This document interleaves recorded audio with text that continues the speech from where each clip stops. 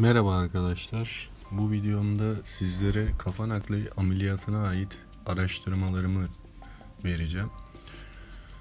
Öncelikle kafa nakli nedir?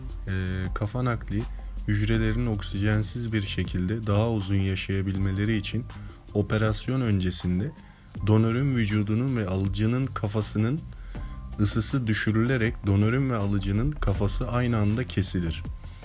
Önce boyun çevresindeki dokular kesilir ve ana damarlar küçük tüpler kullanılarak birbirine bağlanır. Sonra her ikisinin de omurilikleri kesilir ve daha sonra hareket kabiliyetini kaybetmeyen ancak beyin ölümü gerçekleşen kişinin bedeni ile bedeni hasarlı kişinin kafası birleştirilir. Bunu yapabilmek için alıcı ve vericinin omurilikli uçlarının polietilen glikol adlı madde ile yapıştırılarak sonraki aşamada kaslar ve damarlar dikilir. Sergio Canavero kafa nakli için yapılan çalışmalar doğrultusunda bu işlemin yapılması aşamasının özetini bu şekilde ifade etmiştir. Zaten günlük haberlerde izlediyseniz eğer Sergio Canavero adlı profesör doktorun bu çalışmalarıyla ait haberleri de görmüş olabilirsiniz. Bu nakli gerçekleştirmeye çalışan önce fare ve maymun ve sonrasında Çin'de cansız kadavralar ile kafa naklini yapan doktorumuzu kısaca tanıtalım size. Profesör Doktor Sergio Canavero kimdir? Torino Üniversitesi'nden mezun olan Sergio Canavero, Philadelphia'da tıpta yabancı hekimlik denklik sınavını başarıyla geçerek Stockholm'de bulunan Karolinska Hastanesi'nde nöroşirurji departmanında misafir hekim olarak görev yaptı. Çin'de bulunan Harbin Tıp Fakültesi'nde ise Fahri Profesör unvanına layık görülmüştür. Arkadaşlar, maymuna kafa nakli yapımıyla alakalı bilgileri sizle paylaşacağım.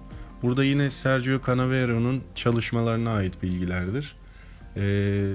İtalyan beyin cerrahı Sergio Canavero'nun bir maymun üzerinde kafa naklini başarıyla gerçekleştirdiğini ve insanlar üzerinde kafa nakli yapmaya hazır olduğunu iddia etti.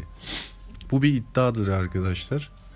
Independent gazetesinde yer alan habere göre Canavero deneylerinin bir insan kafasını başka bir bedene nakletme planının doğru yolda olduğunu gösterdiğini savundu. Canavero'nun ekibinin kafa nakli yapılmış bir maymunun video görüntülerini ve resimlerini yayınladı. Bunu yine internet üzerinden bulabilirsiniz arkadaşlar. Görüntülerde ayrıca omurilik sinirleri hasar görmüş, sonra da bu sinirleri birbiriyle kaynamış farenin bacaklarını hareket ettirebildiği görülüyor. İtalyan Profesör Canavero, dünyanın ilk kafa naklini Çin'de bir ceset üzerinde gerçekleştirdi. 18 saat süren operasyonda uzmanlar kopuk bir başı omurgayla, sinirlerle ve kan damarlarıyla yeniden bağladı. Arkadaşlar, bu bilgiler tamamen internet üzerinde yer almaktadır.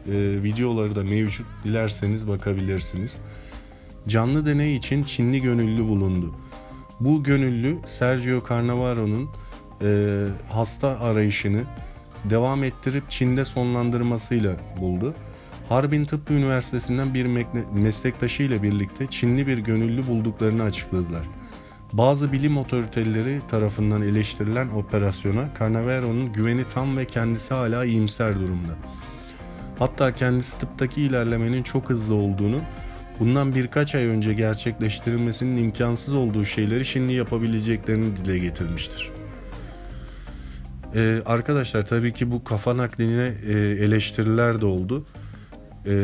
Bu yeni kafa nakliyle yaşayan bireyler üzerine bile yapılmadı. Denekler cesetlerdi şeklinde Doktor Burnett bir yorumda bulunmuştur. Ayrıyeten beni mükemmelliyetçi olarak yaftalayabilirsiniz ama eğer ki denekleriniz veya hastalarınız daha deney başlamadan öldülerse buna başarı demek abartılı olacaktır demiştir. Ayrıyeten bir eleştiride Majid Sami adlı doktordan gelmiştir yine. Profesör Doktor Sergio Canavero'nun yapmak istediği kafa nakline karşı çıkmış ve eklemiştir. Kafa ile vücut arasında sinirsel bir bağ kurulamaz. Ameliyat etik değil demiştir.